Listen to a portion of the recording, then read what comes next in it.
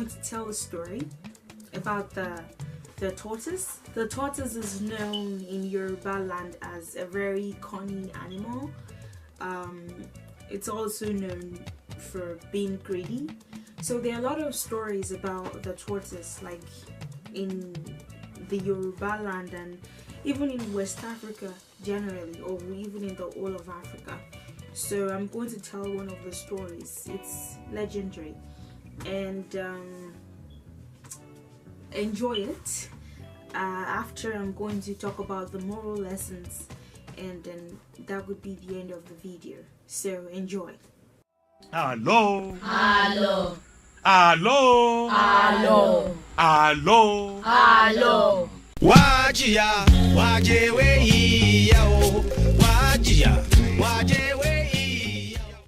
Hello.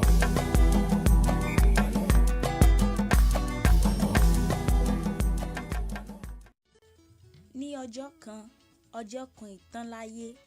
Ní ìgbà kan ń lọ, ìgbà kan ń bọ̀, ìgbà kan ò lólé ayé já. Ní ayé àtijọ́, ní ìlú àwọn ẹranko, nǹkan lọ déédéé fún wọn. Oúnjẹ wà, omi wà, àlàáfíà wà, wọ́n ń gbádùn. Gbogbo nǹkan tí wọ́n gbìn ló ń hù dáadáa tí gbogbo ẹ̀ gún régé fún wọn. Nígbà tó wá dìgbà kan, bí ọ̀gbẹlẹ̀ ṣe mú nìyẹn, tí ò sí oúnjẹ mọ́ nílùú. Òjò rọ̀, gbogbo nǹkan ọ̀gbìn tí wọ́n gbìn sílẹ̀, kò sí nǹkan tó hù ńbẹ̀, kò sóúnjẹ, kò sómi pàápàá. Kábà ní kán máa fi omi, kán máa fi rọ́kùn káàkiri, kán máa fi tẹ́lẹ̀ inú, kán máa fi kúnnú, kò sí omi pàápàá. Ebi bẹ̀rẹ̀ sí ní pa wọ́n tí. Ebi bẹ̀rẹ̀ sí ní pa wọ́n. Ojú wọn báyìí ó pupa ní fòó títí tí wọ́n bẹ̀rẹ̀ sí ní ranjú káàkiri. Òǹgbẹ ó ti gbẹ púpọ̀ nínú àwọn ẹranko pàápàá, ó ti gbẹ wọ́n kú lọ. Àwọn ẹranko yìí wá jókòó, wọ́n á wò pé kí la lè ṣe, ebi mọ̀ ń pa wá, a mọ̀ ń kú lọ. Kí la lè ṣe, a lè bá báyìí lọ. Wọ́n wá ní nǹkan tá a máa ṣe rèé. Àwọn ìyá wa àti àwọn arúgbó wa, a máa pa wọ́n. Nígbà tá a bá pa wọ́n tán, a máa jẹ wọ́n, a fi wọ́n ṣe oúnjẹ. Gbogbo ìkòkò wa ní ó kún fún oúnjẹ tá a máa jẹ. Gbogbo ẹranko sì gbà. Nígbà tí kìnìún tó pe ìjókòó yìí, àwọn kan kọ́kọ́ dàrú pé àyà wa kẹ̀, ṣé yẹn mọ́. Wọ́n ṣáà gbà. Wọ́n á bẹ̀rẹ̀ sí ní pa ìyá wọn jẹ. Lóòótọ́ oúnjẹ wa wà nígbà tó pa ìyá wọn jẹ tán, gbogbo ìkòkò wọn báyìí òun ló kún. Ajá nìkan ni ò pààyẹ́. Ajá wa ń wò pé ẹ mọ̀ gbà mí, mi ò mọ̀ gbọ́rú ẹ̀rí. Ṣé èèyàn máa pa ìyá rẹ̀, èèyàn máa pa jẹ bí? Èèmọ̀mọ̀ rè. Ó wá ní èmi ò lè pa ìyá mi jẹ o.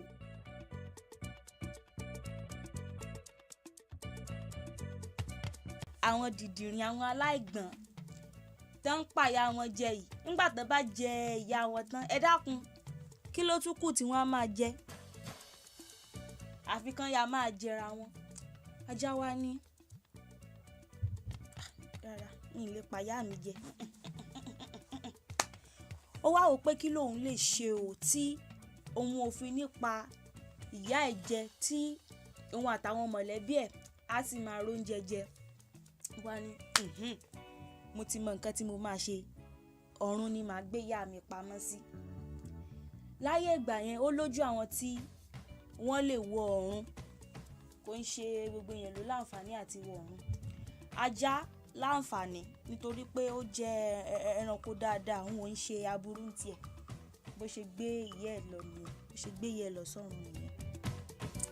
Ó wá lọ tọ́jú ìyá ẹ̀ pamọ́ síbẹ̀ pé tí ìyá òun bá wà lọ́rùn o oúnjẹ pọ̀ lọ́rùn ìyá òun á lè máa dáná fún òun á sì máa lọ bá ìyá òun láàrin òru láti lọ jẹun pé kò sì sí ẹnìkankan tí ó mọ ibi tóun ti ń róúnjẹ òun wọ́n á ṣe bí ìyá ẹ̀ tó pa òun ló sì ń jẹ bó ṣe di àárín òru nìyẹn ajá wa lọ ó yọ́kẹ́lẹ́ nígbà tó dòru ó gbé yẹ ó lọ tọ́jú yẹ pamọ́ sọ́run gbogbo ìgbà tó bá ti wá fẹ́ jẹun á lọ síbi ẹnu ọ̀nà tí yẹ àti takùn sí ibi tó wà a máa kọrin pé ìyá takùn wálẹ̀ o àlùjọyìnjọyìn kiri jọyìn gbogbo ẹranko pa yèyé rẹ̀ jẹ́ àlùjọyìnjọyìn kiri jọyìn ajá gbé tirẹ̀ ó dọ̀run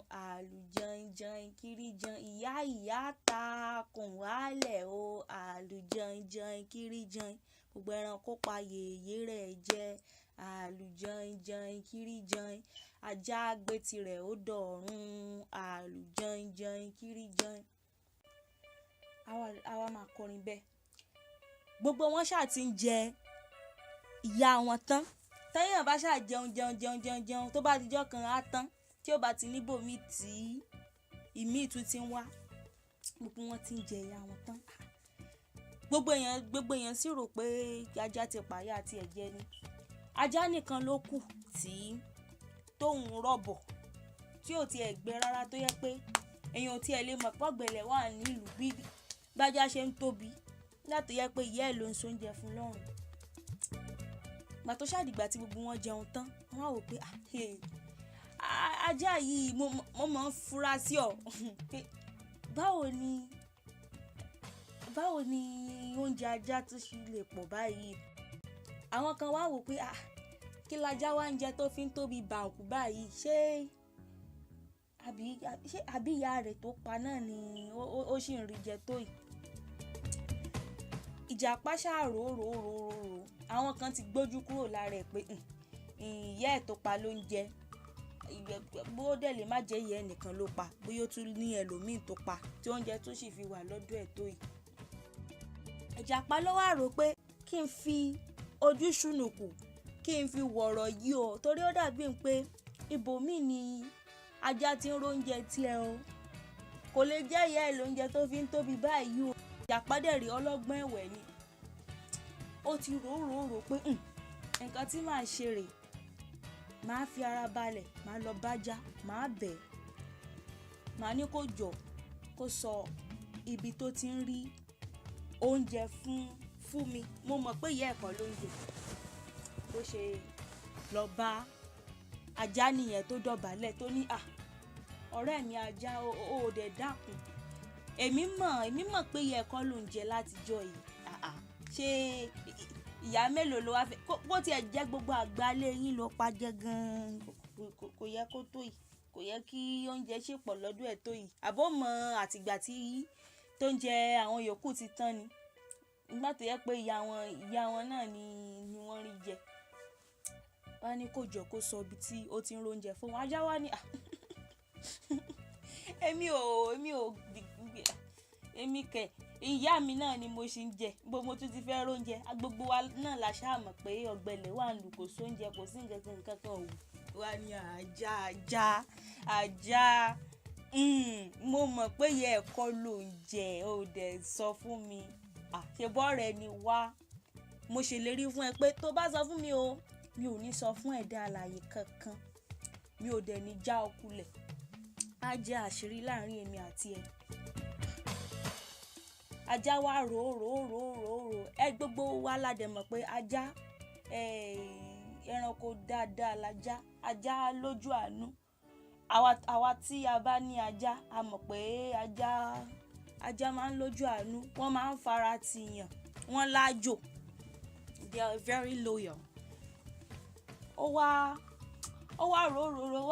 pé ìjàpá dẹ̀ rè ènìyàn burúkú mà lọ́jọ́ rẹ̀ tiẹ̀ o kò ń ṣe pé bẹ́ẹ̀ náà ló burú tó o ó ti dà máa sọ ibi tí mo ti róúnjẹ fún ó wá sọ fún ajá pé tọ́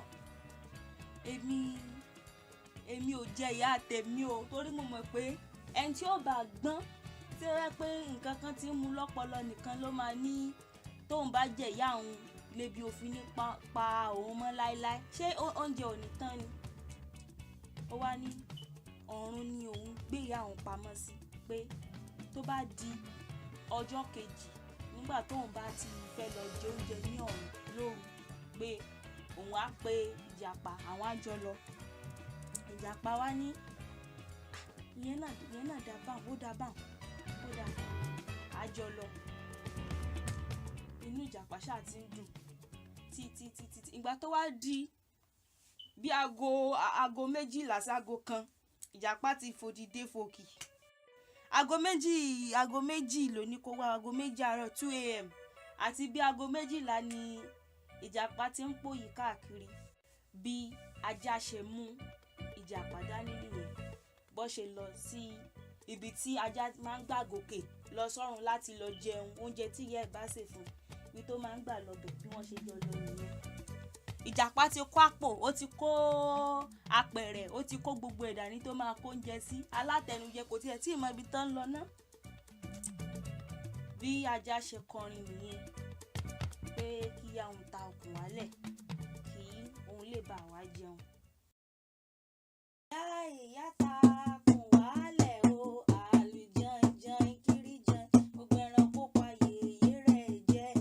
Àlùjọ̀njọ̀n kiri jẹun, ajá gbé tirẹ̀ ó dọ̀run. Àlùjọ̀njọ̀n kiri jẹun. Bí wọ́n ṣe dé ọ̀run báyìí, ẹ máa wá wo oúnjẹ lọ ní fẹ̀rẹ̀gẹ̀dẹ̀, oúnjẹ pọ̀. Wọ́n wá jẹun oúnjẹ tí ìyá ìjàpá sè, the feast. Wọ́n jẹ.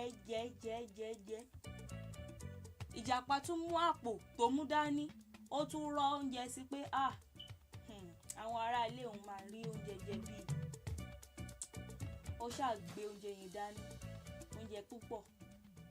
Nígbà tó wá di bí ìdájí, bí around dawn, ìyá yẹn wá ta okùn sílẹ̀ padà. Ajá àti ìjàpá wá padà sí ilé ayé.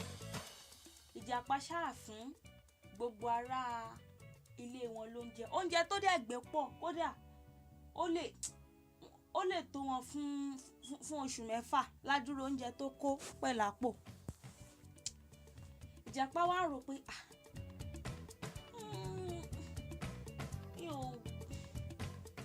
àbí báwo wá ni, ṣé oúnjẹ yìí bá tán, mi ò lè máa lọ bẹ ajá ní gbogbo ìgbà pé kó máa mú mi dání o. Èmi náà fẹ́ gbogbo oúnjẹ tó wà lọ́rùn yẹn, lèmi nìkan fẹ́ dá jẹ tán. Ó wá wò pé kí lòun lè ṣe.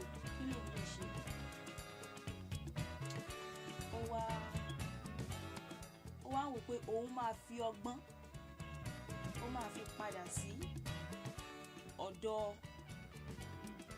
ọ̀dọ̀ ìyá ajá, pé òun máa wá kó gbogbo oúnjẹ yẹn. Má tó wá di, ó ti ń rò lọ́kùn ẹ̀, àmọ́ gbogbo oúnjẹ tó kó dání ó ń rí jẹ. Má tó wá dìgbà kan, ó dà pé bóyá ara ajá ò yá, àbí ó kàn pinnu láti má lọ báyẹ̀ ẹ̀ lọ́rùn, àbí nǹkan kan. Ìjàpá wá rò pé àsìkò mi rèé o, àsìkò gbádùn mi rèé o, kémi kúkú fi orí lé ọ̀nà ọ̀run kí n lọ gba oúnjẹ. Kí láàkàn mi bóyá ara ẹnìkan ò yá àbára ẹnìkan kan ò yá, gbogbo oúnjẹ tó wà lọ́rùn yẹn mi ni mo fẹ́ kó tán. Bó ṣe di àárín òru ọjọ́ kan nìyẹn. Òun àti ajá ló yẹ kán jọ lọ, àmọ́ òun nìkan ló dá lọ. Bó ṣe gbápò nìyẹn, ó gbá pẹ̀rẹ̀, ó gbé gbogbo ẹ̀. Òun àti gbogbo ẹrù tó dì káyà tó ní tó lóun fẹ́ fi lọ kó oúnjẹ. Bó ṣe lọ nìyẹn. Nígbà tó wá débi ẹnu ọ̀nà ibi tán máa ń bá wọ ọ̀run, ó wá bẹ̀rẹ̀ sí ní kọrin pé ìyá ta okùn wálẹ̀ o, àlùjọ̀njọ̀n kiri jẹun, gbogbo ẹranko pa yèyé rẹ̀ jẹ. ajá gbé tirẹ̀ ó dọ̀rùn àlùjọ ìfúríjọ. Ìyá ajá dẹ̀ gbọ́n ó wá wò pé ẹ dákun ẹ jẹ́ ń tẹ́tí ilẹ̀ torí ohun tí mò ń gbọ́ yìí kò ń ṣe ohun ọmọ mi o, àbí ara rẹ̀ tí ò yá ni ó jẹ́ kí ohun ẹ̀ yí padà ní àbí kíní kan ni. Ó wá wò pé bóyá kóun tiẹ̀ ta okùn sílẹ̀ náà kóun fi mọ̀ bóyá ọmọ òun ni àbọ̀mọ òun kọ́. Bí ó ṣe takùn sílẹ̀ nìyẹn nígbà tí ìjàpá kọrin tán. Ìjàpá sì ń rẹ́rìn músẹ́, ó ń rẹ́rìn músẹ́, ó mọ̀ pé èmi mọ̀ rè ìyá mọ̀ ti ta okùn sílẹ̀, a mà tún lọ ń kó oúnjẹ nìyẹn. Ó wá bẹ̀rẹ̀ sí ní pọ́n okùn yẹn, ó bẹ̀rẹ̀ sí ní pọ́n. Pàtó wá pọ́n dé ìdajì, ìyá ajá wá wọlé, wá wò pé ta lélẹ̀ níbo láti bo ajá dà. Ìjàpá ó ṣàn tiraka láti pọ́n gun òkè. Bí àyẹn ṣe sọ okùn padà sílẹ̀ nìyẹn tó tàjàpá dànù kúrò lára okùn pé láti bo láìṣọmọ mi bó ló ń gùnkè bọ̀. Bí ìjàpá ṣe balẹ̀ nìyẹn ìwà bí gbogbo ìkarahun ṣe di jẹ́gẹ́jẹ́gẹ́ bó ṣe fọ́ dànù nìyẹn. Díẹ̀ ló kù ẹ̀mí ìjàpá ò bá bọ́ torí ẹ̀yin náà mọ bí bó ṣe jìnnà tó láti dí ọ̀run, bí ọ̀run ṣe jìnnà tó sílé ayé. Díẹ̀ ló kù báyìí kò bá kú.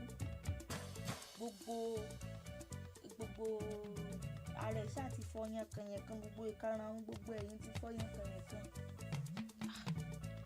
Ibi tí ayé ìjàpá tó polúkúmuṣu dé nìyẹn o. Gbogbo ẹ̀ ṣáà di jágajàga. Ẹ dẹ̀ mọ̀ pé ìjàpá kò lè rí ilé ayé gbé tí ó bá rí ìkarahun ẹ̀ torí ara ẹ̀yà rẹ̀ ni. Without the shell, the tortoise is very vulnerable. Like he cannot survive.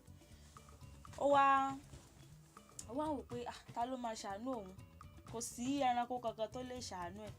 Torí wọ́n kankan wò pé àṣebí tẹ́yìn tiẹ̀ ti ń róúnjẹ rèé. Ṣebí tẹ́yìn ti ń róúnjẹ rèé tẹ́ ẹ sọ fún wa.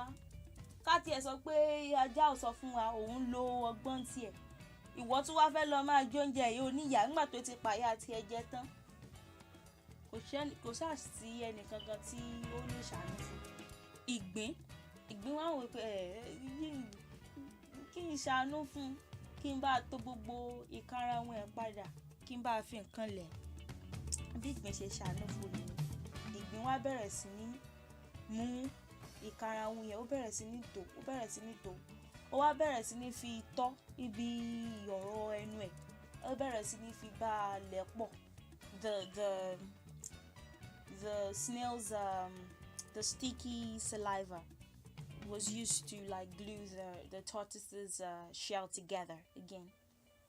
Wá bẹ̀rẹ̀ sí ní bá a lẹ̀ pọ̀, ó lẹ̀ pọ̀ títí tó fi tò padà.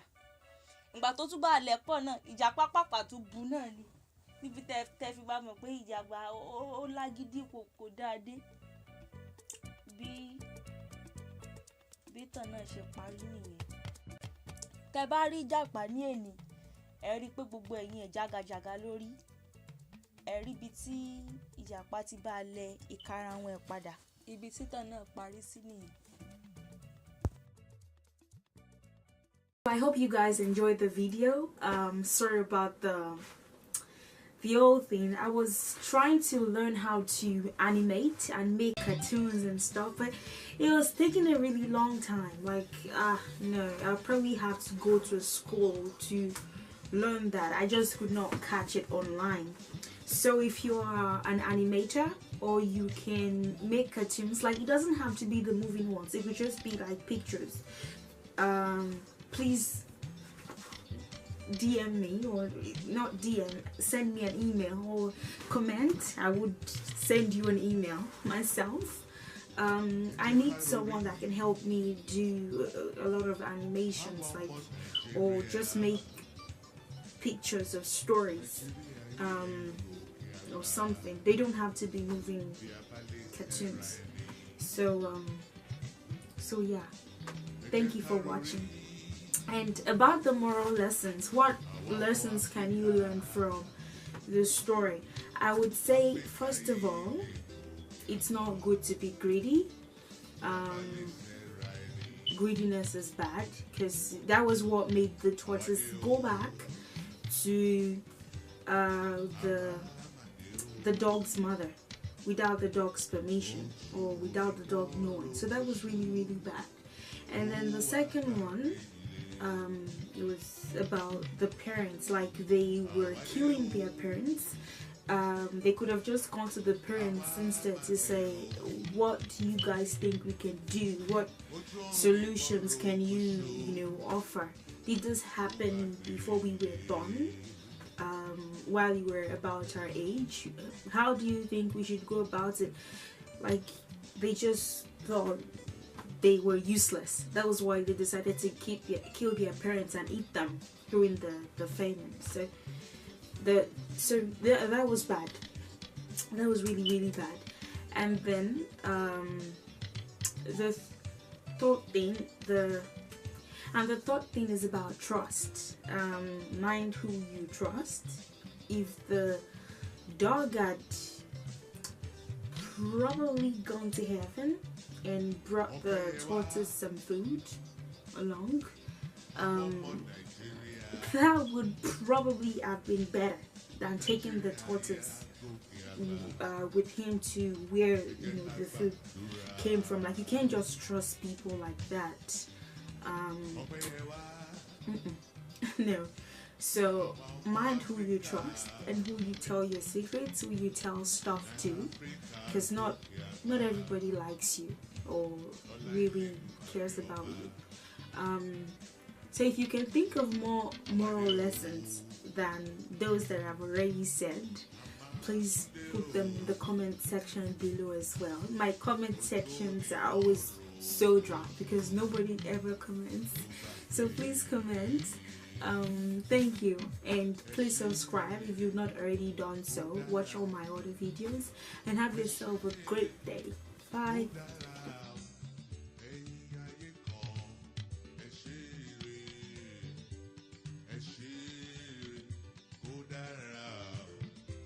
Shit.